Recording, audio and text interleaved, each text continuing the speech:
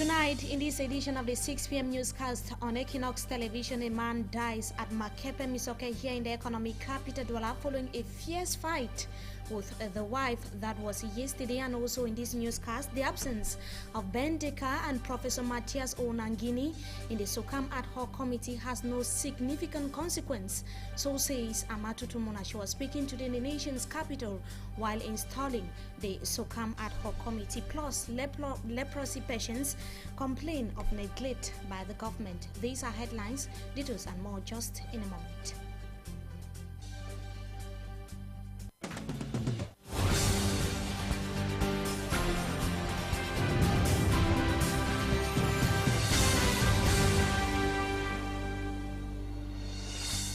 Good evening to you once again, viewers. We thank you so much for joining us in this edition of the 6 p.m. newscast on Equinox Television. We begin right away here in the economic capital Douala with a rather sad story. A woman resident at Makepe Misoke is under police custody after she allegedly killed the husband.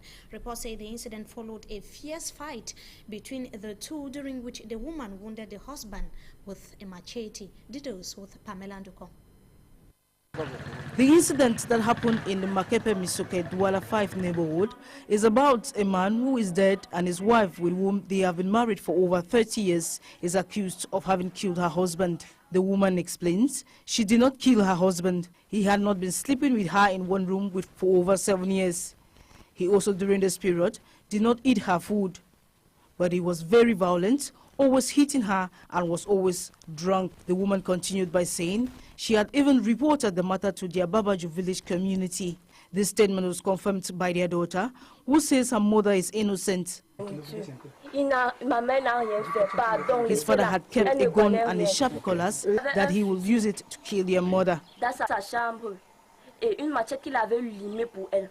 Sources say on the night of the odd incidents, the man had again taken on beating the wife and pulled out a cutlass. He threatened to kill his wife, who shouted for help. The daughter and her other children intervened, helped their mother moved out of the room. But minutes later, they met their father in a critical state in the room. Later, he gave up the ghost. As of now, the situation is uncertain, but the investigations are ongoing. Quite a pathetic situation at Makepe Misoke, that's here in the economic capital Douala. As we call it announced in the headlines, we take you right away to the nation's capital, where the Arts and Culture Minister Amatutu Mona has reassured artists that the absence of Ben Deka and Professor Matthias Onangini in the SOCAM ad hoc committee is of no consequence. Amatutu Mona told the members of the ad hoc committee to seek lasting solutions to the problems at SOCAM.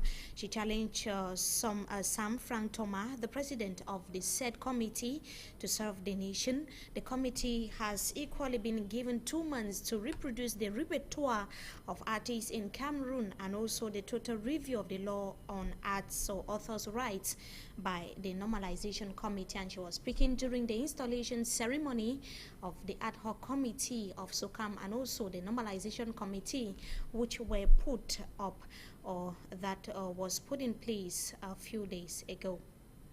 We shall be coming back to that in a subsequent newscast. And just after the installation ceremony, Ayaundi Bureau Chief spoke to the Arts and Culture Minister, Amatutu Mona. Let's get what she had to say. In terms of standardization, I think that the other committee has a big challenge, because in terms of technology, we need to improve our law. Here in the economic capital Douala, officials of the Dibamba Leprosy Center found on the outskirts of the city have revealed that 25 to 30 cases of leprosy are recorded every year in the center. The patients are also said to have been abandoned by their loved ones. For Hansen Chanji traveled to the Dibamba Leprosy Center and brought back the following report. A drive to the Leprosy Center in Dibamba is 4 to 5 kilometers from Yassa. The center is located in an isolated area where only patients, former patients and family members live. The center is managed by the Carmelite Missionary Sisters, a combination of different denominations. We were made to understand that leprosy still lives among us.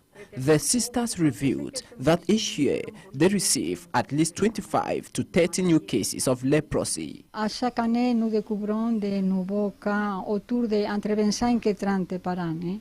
In this center, leopards, former leopards, and their children all live together as one. Most of the leopards, we are told, get married within themselves. The center harbors close to 30 former leopards, but feed from hand to mouth. Les subventions que nous recevons du gouvernement ont cessé depuis près de 20 ans, parce que je suis arrivé ici en 85. We are equally told that government subvention ended about some 20 years ago, when it was believed that leprosy has been kicked out of Cameroon. Government seldom set their feet at the center, but they have been living due to donations from associations and goodwill persons. Ils essaient de faire quelque chose. Ils sont passés ici. Ce sont les missionnaires qui sont là, qui nous ravitaillent. In this area, we are told that the leopards are going through thick and thin. Their children trek for close to 5 kilometers to secondary schools. They lack potable water. There are recurrent cases of theft and assault. Most of them have lived in the area for years, but no one, no family has had time to visit them. They have been abandoned. Of all this, life goes on. Many persons believe that leprosy is no more in Cameroon, but we have been told in this center that cases of leprosy is recorded every year from 25 to 30. Josh Mitirandam for Hansen Chanji, Equinox Television. Thanks indeed for Hansen Chanji for that report, and you were reporting right away from the Dibamba Leprosy Center here in the economic capital Douala. We revisit the fire incident that ravaged tens of shops in Limbe, that's in the southwest region of the country. About 50 shops were consumed to ashes. That was at the Limbe Old Market in the early hours of Monday morning, and it remains unclear the exact cause of the incident, but it is widely speculated that it ignited from a short circuit. Pamela Ndukong tells us more. The Limbe Old Market on fire. About 50 shops is burnt to ashes by ravishing flames. Eyewitnesses say the fire started early as 1:30 a.m. Monday morning. It remains unclear the cause of the fire, but there are speculations that it ignited from a short circuit. Sources say an iron was left plugged in the current in one of the shops. The fire burnt close to 3 hours, with the population struggling to quench it. Damages stands at hundreds of millions francs CFA. The disaster is unbearable to some people. This lady could not believe her eyes and ended up by collapsing.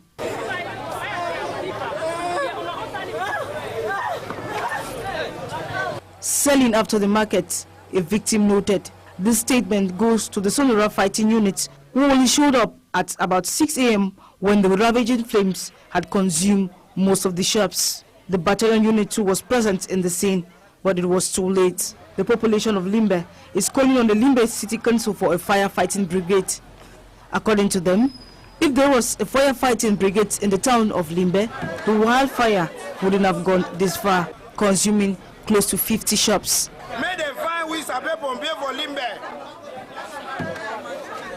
And to the south region of Cameroon, fishermen in the craft sector in Kribi are looking for ways to increase the output of their trade. A workshop was recently held in the seaside city to develop strategies of raising their annual revenues. Let's have more with Ambi Fokwa. The fishing sector has great opportunities for benefits both financially and in the interest of feeding the Cameroonian population, yet artisanal fishing in Kribi is faced with several difficulties. Local fishermen complain of several issues deterring the growth of their sector, ranging from a lack of finances to lack of access to innovative equipment, logistical resources, and competition with the industrial fishing sector. To brainstorm on strategies to find solutions to tackle these challenges, fishermen met recently in the first edition of a forum to address the issues concerning the fishing sector in Kribi under the theme, "What Prospects Can the Ocean Offer Structured Projects?" The forum was bent on creating an understanding between both artisanal fishermen and industrial fishing vessel operators who, with their superior capacity, are capable of bringing in large quantities of fish out at sea that is said to disrupt the commercial activity of fishermen closer to the shores who only use canoes. To solve this problem, during the forum, several recommendations were put forth, including a need for the study of the fish migration and dispersion over the continental shelf of Cameroon to understand such interaction and zone areas and times where each part of the sector could operate. At the close of the forum, it was concluded further dialogue and the right fishery policy could not be properly set without research scientists and the administration coming to the table. With an aim to regularize the sector, actors on both sides concluded a lasting solution would eventually be reached. Ending the report, executives of the embattled Mombo Council have finally voted for the 2014 budget of the municipality. The budget, which stands at over 600 million francs CFA, would be used to carry out priority projects like the befitting council premises and also the problem of bad roads in the area. Let's have more with Jacques Ekwekinge. Being one of the 3 contested councils in the Mongo division after the September 30, 2013 twin elections, the mayor of the Mombo Council, Njuko Jean Blaise, did finally receive authorization from the Ministry of Territorial Administration and Decentralization to carry out his function at the helm of the council.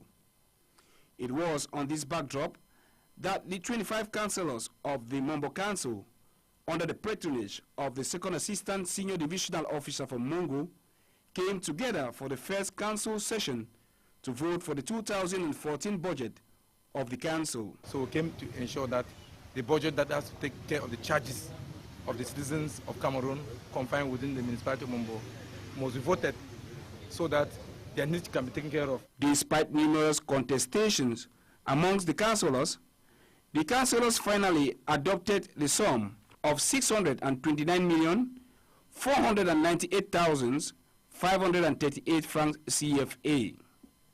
This budget will go on to finalize some projects earmarked in 2013, like the construction of the council building, the rehabilitation of water sources, the extension of the 3rd phase of the electrification project, and the construction of a health center in Mombo. The 2014 budget of the Mombo Council will also be used in the rehabilitation of some secondary roads in the council area. The Second Assistant Senior Divisional Officer for Mongo, who presided at the council session, congratulated the councillors for their sense of maturity and urged them to work in harmony to foster development in the Mombo. In news out of Cameroon, we take you right away to the Middle East. Egypt's chief army official, General Abdel Fattah, is being called upon by the country's population to stand for the presidential elections come April 2014. Rallies have been conducted throughout the nation to give the general motion of support to him, as we hear with Franz Venkat. He's a familiar face for Egyptians, and he could become even more well-known. Egypt's highest-ranking military figure, Abdel Fattah al-Sisi. The country's top military council has said he's now eligible to run for the presidency when elections take place in April. Al-Sisi was responsible for the overthrow of former President Mohamed Morsi in July 2013, just a year after the former president named him defense minister in August 2012. In recent months, he's become something of a nationalist icon, and some believe his charisma could propel him to the top job. Despite his time in military intelligence under the fallen Mubarak regime, many Egyptians see him as the only viable option to lead the country away from the threats of terrorism and extremism and restore order. It's a path he'd alluded to already last year. We will not agree, nor approve, nor allow Egypt to enter a dark tunnel of conflict or internal fighting or civil war or sectarian strife or the collapse of state institutions. I hope that we will all protect Egypt. Al-Sisi's been under pressure to present himself in the elections from those who reject the Muslim Brotherhood and the government he helped to topple. Yet his critics accuse him of using deadly force when it comes to quashing political and social unrest. The move to allow a potential presidential bid comes just after al-Sisi was promoted from general to field marshal, a move that was seen by many as preparing the terrain for this highest of elected offices. Still in news out of Cameroon, negotiations between the opposition and government representatives in Syria, currently being held in Geneva, have been underway since last Friday. To allow the peace talks to go forward, rebels and regular army troops have agreed to ceasefire in Syria. More once again with Franz Venkat. Together, the Syrian government and opposition were raised, then dashed, then raised again on Friday. Finally, though, UN negotiator Lakhdar Brahimi said that on Saturday the face-to-face meeting would at last take place. Tomorrow we have agreed that we will meet in the same room. We never considered that this was going to be an easy process. The day began with encouraging signs. Syrian Deputy Foreign Minister Faisal Mikdad welcomed the prospect of meeting the opposition. Sir, are you willing to sit at the same table? Of course, of course. Quickly, the old fault lines came to the fore, Mikdad refusing to negotiate on the future of President Bashar al-Assad. He should stay until the Syrian people tell him not to stay. Hours later, Lakhdar Brahimi announced that Friday's joint meeting was cancelled. Instead, he'd go on meeting the two sides separately. The government had complained about opposition demands for President Assad's departure. The opposition insisted the regime sign the Geneva I communiqué drafted 18 months ago, calling for a transitional government in Syria. They have to commit to Geneva I, because otherwise how would you negotiate? Either to commit to it and say we are for political solution, or not to commit to it, and then they will have to let the whole world know that they are not for political solution, they are for just using force. Meanwhile, according to Syrian state television, Foreign Minister Walid al-Mualem threatened to pull his delegation out of the conference unless what he called serious talks begin on Saturday. Lakhdar Brahimi later sought to allay fears that the conference was falling apart, but the mediator admitted that Saturday's meeting would do little more than set the agenda for further face-to-face talks. Foreign page there, bringing us to the end of this segment of the news. Up next, we meet our guest.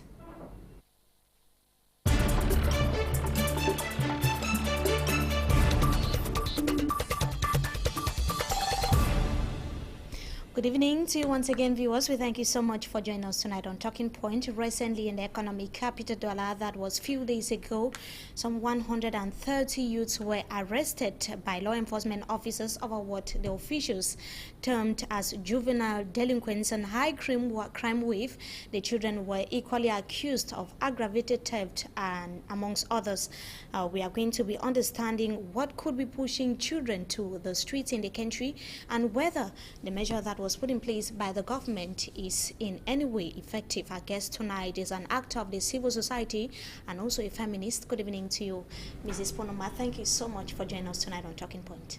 Thank you very much, and good evening, televiewers. It's always my pleasure sharing with you.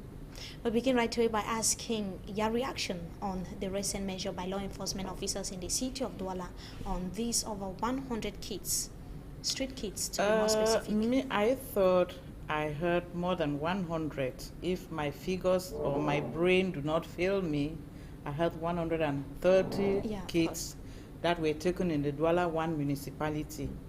Now, the question we should be asking ourselves is why these children find themselves in the streets. And if we can answer that why, then we could start from there by saying that the measure that was taken by the administration to pick them up as juvenile delinquents is correct or not correct. And if we cannot answer the question why, then we need to review our administrative strategies, we need to review our parental strategies in order to check our children. As an actor of the civil society who also doubles as a feminist, to you, what can motivate a child to go to the street? Okay, now I will start from the home. You know, during long holidays, we have children less than 6 years who go down to the streets with trays in their hands, carry maybe sweets, carry maybe granules, carry maybe... Now, when you start bringing up a child at that level, with the idea that the child needs to look for money. At a certain stage, this child is so infatuated with the fact of getting his or her own personal money that the child thinks that staying back at home, maybe doing family chores, maybe doing this is not necessary. So the better option for that child is to run away from home, maybe meet the friends in the street, and then let them try to see how they themselves can raise their own money without always asking. So that is the first thing. Now, the second thing we see is that when we look at those children, some of these children are dropouts from school. Now, the question now is, why do we have dropout from schools?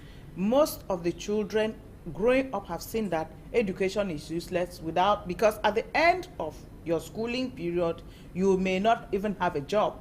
So they prefer to go them down to the streets and maybe try their hand there. So, I don't know. Now, I want to think that if we could review, like I said, and we could answer certain questions, maybe those questions will permanently take off those children from the streets. And then we have a ministry that is in charge of street children. Those children. The social affairs How ministry. far has the ministry gone? It is true that in Douala we have certain structures that have been put up for those children. What are we administrators doing in order to take those children into these structures and then reshape their lives? So the question still comes back, if we could answer the why, then maybe we shall know why those children are not supposed to be there again. You already answered by mentioning how maybe a loophole on the part of the parent, maybe a lapse on the part of the parent can push a child to the street. Yes. So now, if that could possibly be the reason, can we say that the measure that was taken recently by law enforcement officers in Douala is effective? Can we say that is an effective measure to a street child? Actually, in short, when they take these children away, and the first name that was given to those children was juvenile delinquents. From juvenile delinquents, they have been branded as bandits. Because when they say that they go out and perpetrate aggravated theft, then they become more criminals. Now let us look if all those children are really criminals and what pushes them to go out. I don't think maybe arresting them by law enforcement officers and then putting them behind bars and then branding names on those children is correct. Now, I don't know whether it's because I'm a teacher or not, but I know that when you want to help a child in solving his or her problem, you make the child your friend, you get to know the child, you converse with the child, and in that way, you find out the cause of that child's problem. And it is only when you become a friend to this child that the child can open up to you. Now, if they take away these children from the streets and they put them behind bars and then they give them those names of aggravated thieves and so on, no child will open up to even tell us again what or why he or she is found in the street. Now, these are some of the problems that we keep talking about on a daily basis. Just to note that out of these 130 youths that were taken into custody by law enforcement officers in the Douala 1 municipality, most of them had already been taken or arrested, I should say, a few months back. Can we say that the measure that's been put in place by the government or the option was a better one? Can we say it was a solution? Taking those children, why were they first of all arrested? A few months back. And then if they were arrested a few months back and they realized that they were the bandits, as they call them now, they shouldn't have released them. Because I don't think that somebody will break into your house and you have a possibility of maybe penalizing that person, you let the person go scot-free, and then 2 days or 3 days after, you come back and you still pick the same person. Maybe it is the same crime that person committed that you want to punish the person the second time. Why did you not just trash it at the first catching?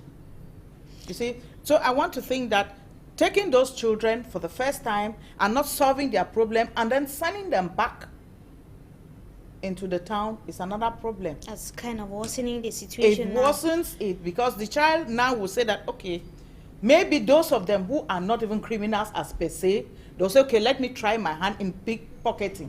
Let me try my hand in this. After all, when they'll catch me, they'll go and keep me there for a few days and they'll release me and I'll come out. Now let's look at the problem with the figures. We should say that it's quite manipulating by the government. Since the year 2008, actually, the country doesn't have a specific facts and figures on the number of street children that we have in the country. Just in 2008, we have the country is counting just about 430 street children in the town of Yaoundé and the economic capital, Douala. Can we call this some sort of a neglect or lack of interest in the sector? Maybe let me ask you, I am laughing because all the censuses that have been conducted in Cameroon, we have never had real statistics. Now, if they turn around and they say that in Douala and Yaoundé, we have about 400 street children, how comes that in Douala 1 alone, they are picking up almost 130?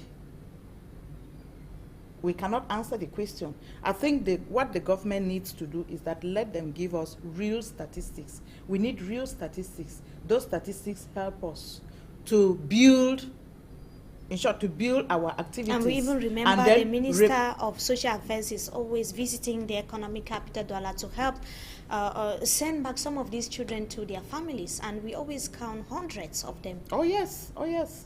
So I think that the only plea I have here for the government is that they should give Cameroonians real statistics. Because we hide figures. Let us not hide figures. Let us be transparent.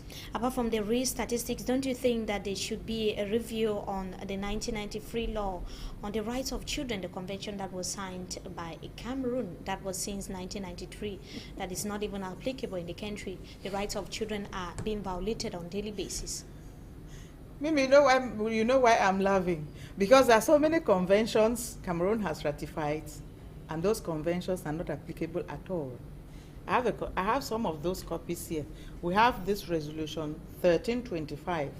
This one is from the Security Council of the United Nations. This one is involving women in the process of peace and security, especially in conflict-torn zones. Almost all the nations of the world that are members of the United Nations signed to apply this resolution 1325. But here in Cameroon, we have not heard talk about resolution 1325. I have another one here, the CEDAW. This one is another document that Cameroon has ratified. But all these conventions are yet to be applicable in Cameroon. And if all these conventions are actually applied in Cameroon, like we see it already being applied in, I will cite countries in West Africa. If you go to West Africa, you find less street children. If you go to West Africa, you find less violation on children's rights, violation on women's rights, and so on. So because the government is doing trying. Very little. The government is doing very, very little to apply these conventions, and nothing is being done about it. But I want to say that we have this civil society, organizations of civil society that deal with peace, that are coming up with something, and they want to see how far they can push with the resolution 1325 to take effect in Cameroon. Just hoping that they are going to accompany the government's effort. Thank you so much for joining us tonight on Talking Point. We hope to have you some other time again. Thank you very much, and it's always my pleasure, Mimi, and I want to wish televiewers Happy New Year. Thank you so much to you, and Happy New Year to you as well, to our viewers. We thank you so much for joining us in this edition of the Primetime Newscast on Equinox Television. Good evening once again to you.